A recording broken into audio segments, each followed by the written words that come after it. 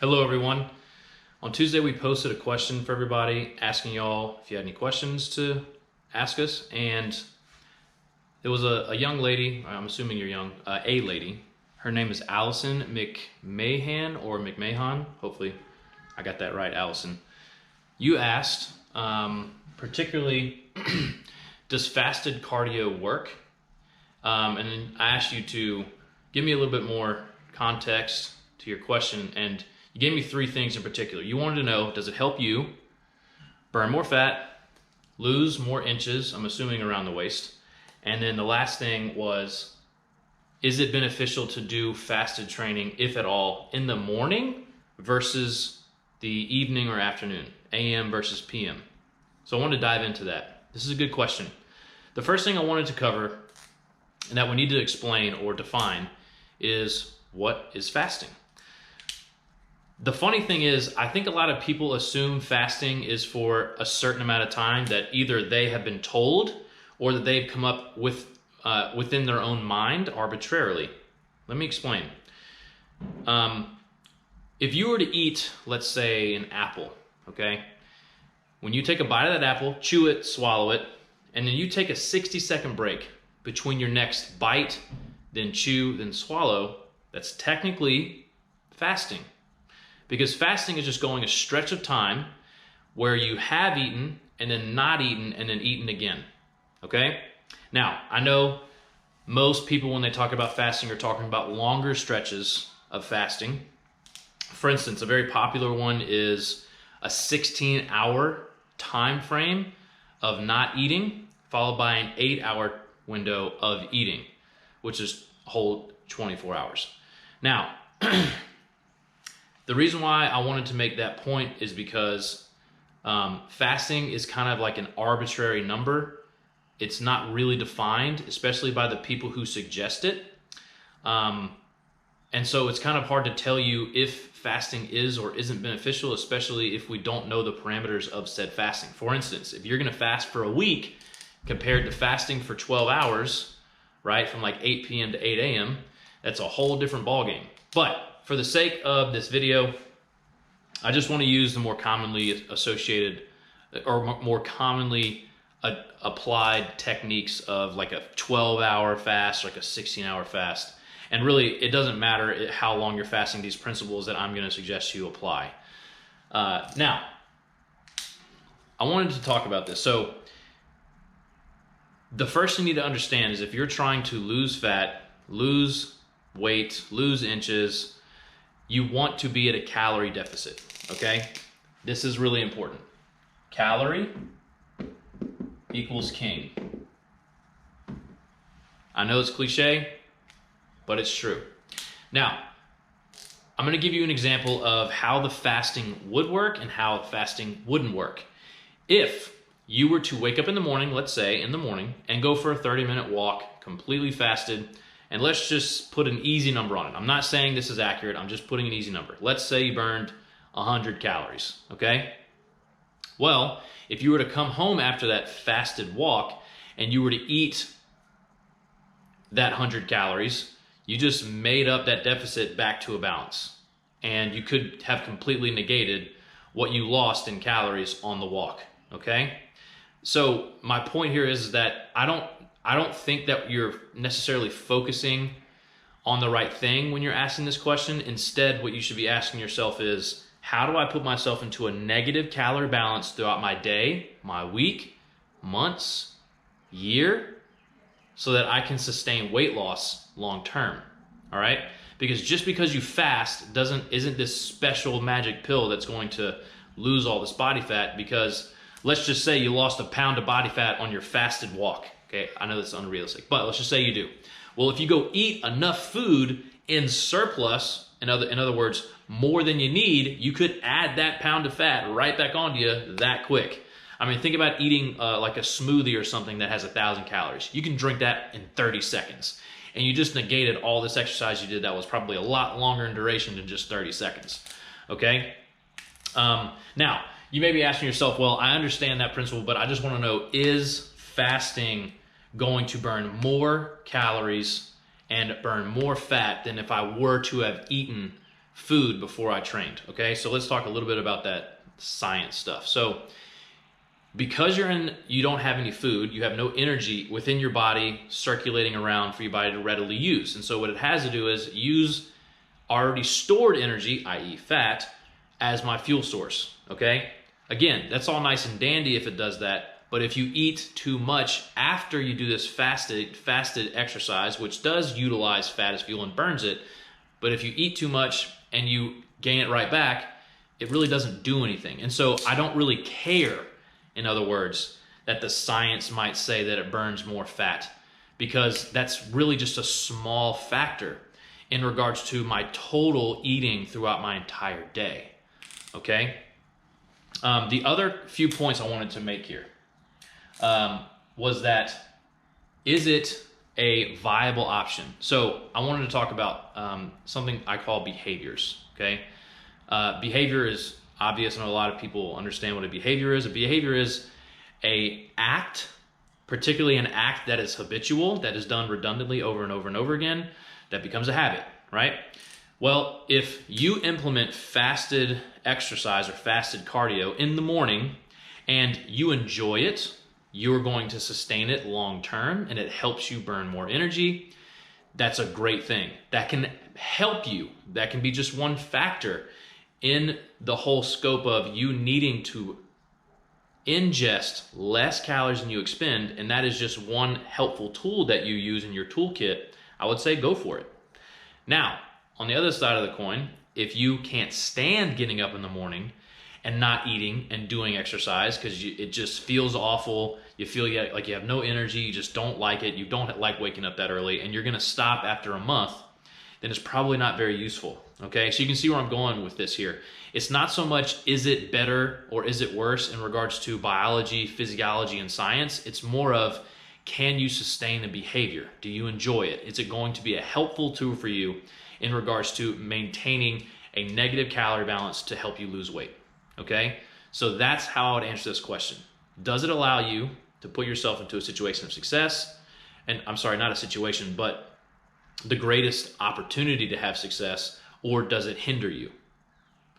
Now, another thing I need to mention is you asked me about AMPM. Well, I go back to what I just said. If you enjoy training in the PM or in the afternoon or evening more than in the morning, and it's going to help you stay consistent and help you burn more calories so that you have a better chance of staying in a negative calorie balance, then I would say PM is better. So you see where I'm going with this. The behavior, in my opinion, is greater than thinking which one burns more fat necessarily, okay?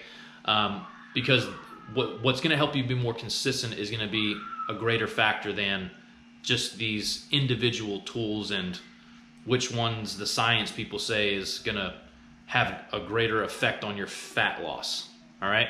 Hopefully I've made my point clear. Next thing I want to talk about is muscle to fat ratio, because you asked, does it help me lose more inches, okay? Now, I'm not going to go into does it help you lose more inches or not, because I've already kind of put the nail in that coffin. I want to talk more about some important tips I have for you if you're going to try to lose inches, okay? Because I assume you're talking about around the waist. The one thing you want to keep in mind if you're trying to lose weight is really important, is to make sure that you are doing some sort of resistance training and making sure you are eating an adequate amount of protein. Here's why it's important. If you're losing weight, it's almost inevitable. It is very rare that somebody will just lose fat. It's usually a combo of fat and muscle, okay? If you're completely brand new and have never done any exercise in your entire life and have never dieted before, you may have add muscle while losing fat. But most people aren't in that scenario, and even if you are that person who does increase muscle while losing fat, it's probably not going to last that long. So I want to address the more common scenario where you're going to be losing fat and muscle at the same time. The reason why you want to resistance train and have an adequate enough protein intake is so that you can sustain as much muscle as possible while losing weight, okay? In a calorie deficit, you will lose muscle and fat in some ratio in most circumstances.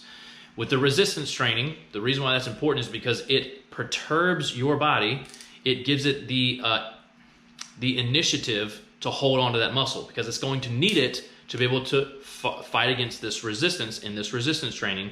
The other thing, having enough protein intake, that's the nutrient, that's the building blocks, if you will, that helps your body maintain or to build the muscle. And so you got to have those things in pair to make sure that you're having an optimal weight loss, okay? Because most people automatically would assume correctly that when I lose weight, I want to be able to have or maintain as much muscle as I can to have that aesthetics that I'm trying to achieve, all right? I don't just want to lose fat and muscle, I shouldn't say just, you don't want to lose fat and muscle because you probably won't, one, be strong, which isn't healthy, and also not look the way you want.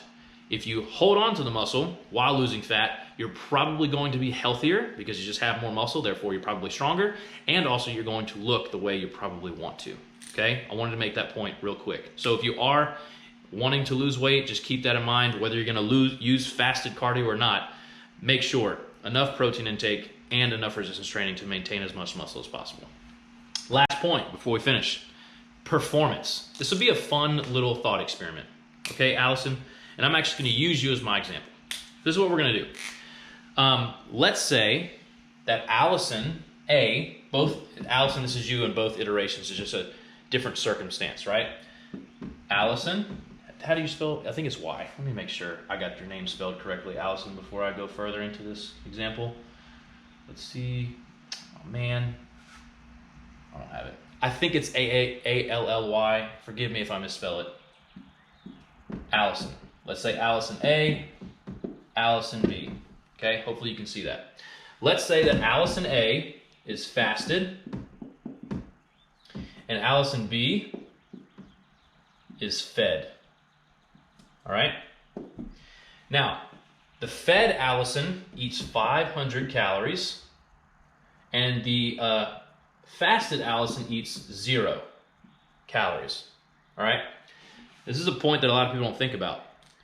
If you have more energy ingested in your body to use for your performance, you're going to perform better. Now, let's use this easy example. In this example, let's say you ran for 30 minutes nonstop.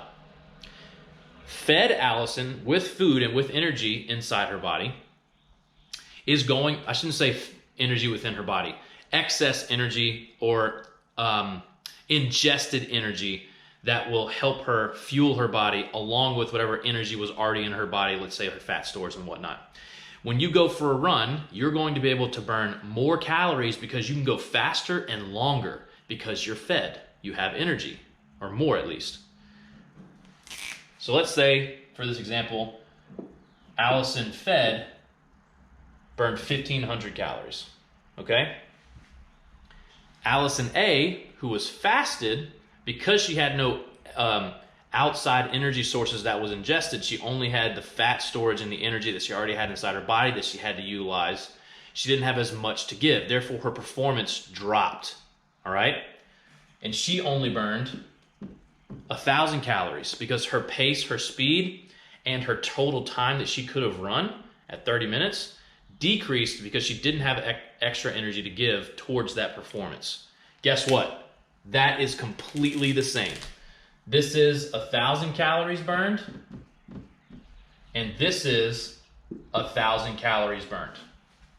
So there's no difference. So again, my point here is, I don't think it matters much if you're fasted or not, nor do I think in the research it's shown that there's a big difference between the two. They have similar outcomes, all things considered, that everything else stays equal in regards to staying consistent, in regards to the total amount of calorie deficit that the person's in, so on and so forth, right? The stress levels stay the same.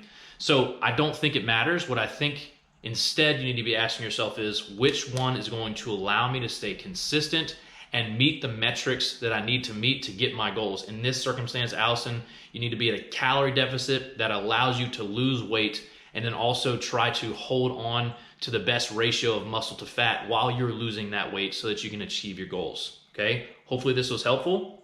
If you want some other suggestions,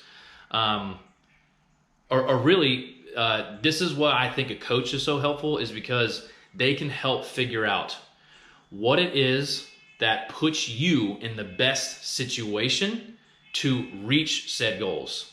Whether it be your training routine, when you train, how often you train, what kind of foods you like to eat, and keeping that in your diet while also keeping you at a calorie deficit so that you don't feel like you're going to go crazy, or that you can just sustain this thing because you enjoy it. That's what you really need to be thinking about, and that's what you really need to be searching for, is how to implement that plan for you to help you achieve your goal over the long term. Hopefully this was helpful, Allison. Thank you for your question. I really enjoyed doing this. Please feel free to ask, and I encourage you to ask more questions in the future, so that I can give you some helpful information.